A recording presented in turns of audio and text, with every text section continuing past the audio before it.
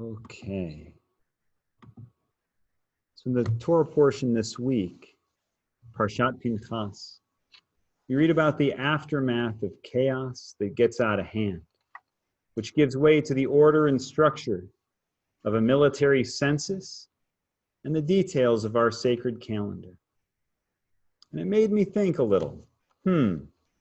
Chaos, desire for structure or normalcy. This sounds pretty familiar. And it reminded me of one of my favorite stories from Jewish folklore that's humorous because we need to laugh. And it really speaks to where we're at in some very profound ways.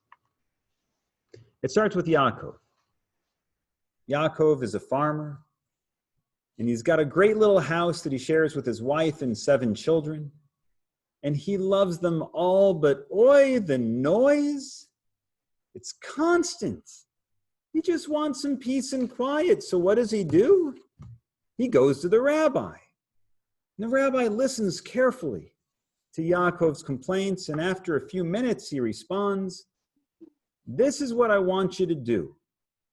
You have chickens on your farm, yes?" "I do," answered Yaakov. "I have 6 chickens and a rooster." The rabbi says, "I want you to bring your chickens and the rooster into your home." Yaakov stammers, "Rabbi, I really don't see how that's going to help." "But you are the rabbi." Oh, somebody was unmuted, and that was absolutely lovely because it came in at the right time. That was great. By the way, I also want you to know that one of the reasons why I really like this story is that the farmer actually listens to the rabbi, right? So he goes home, Yaakov goes home, and he brings the chicken and the rooster into his home. And now, it's worse.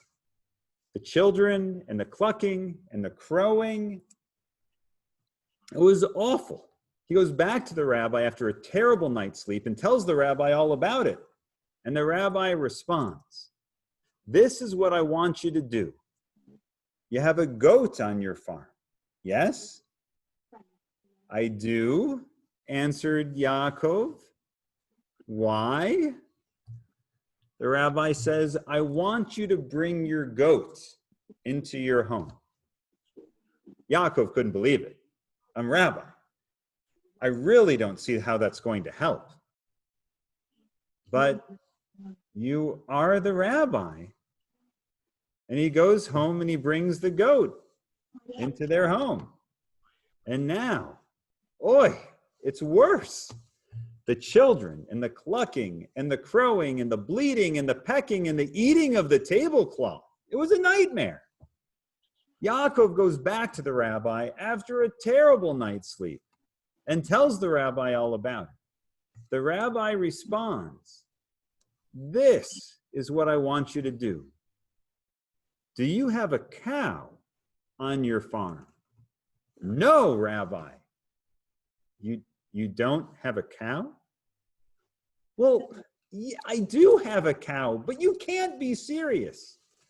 The rabbi says, "I want you to bring the cow into your home."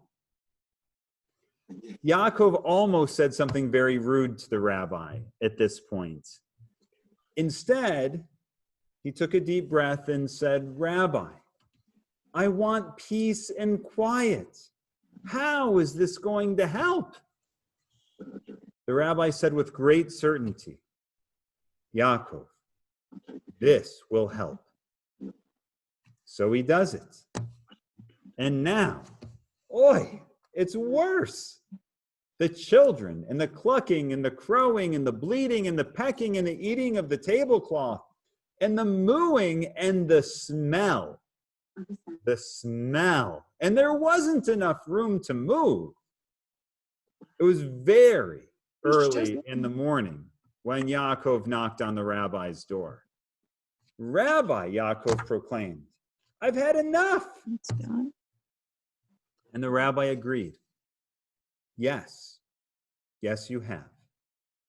Now, I'd like you to remove the cow and the goat and the chickens and the rooster from your house.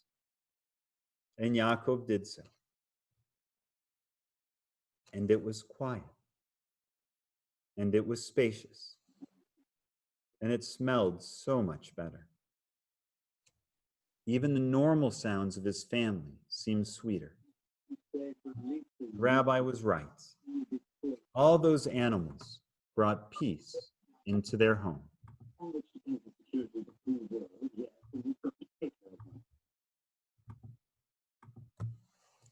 This story, which I love dearly, feels far too relevant right now. I feel like we are in the middle of this story. We're longing for peace. We're longing for a sense of normal. But new things keep complicating our situation. I mean, sure, it can always get worse, but it's pretty bad right now. And there's a lot of mourning going on. Some in our congregation are mourning the loss of loved ones, or jobs, or hugs, connection. Some are simply mourning that loss of normal. Yaakov is asking for peace and quiet. We just want ordinary interactions. We don't want to have to wear masks. We don't want schools to have to ask us if we want our kids to study online or in person. We want to see family and friends without limitations or fear. We want to be able to get together here at CVI. Like any mourning process, there's going to be anger and denial, bargaining and sadness, and some levels of acceptance.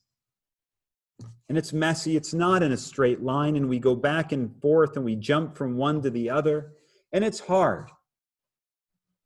Especially because even though we want structure and order and normal, wanting and wishing doesn't make it so. We just don't know what's coming next. So be kind to one another. Try to understand when people you care about, people you don't know. Try to understand when people aren't in the same place that you are. Know that often emotions are frayed. When we're feeling all this pressure, we're not always at our best. Keep that in mind on social media, and keep that in mind in interactions with family and friends. Right now, we need to laugh when we can. We need to appreciate what we can. And we need to care for each other the best that we can. Because we still need to get through this together. Shabbat Shalom. Shabbat Shalom.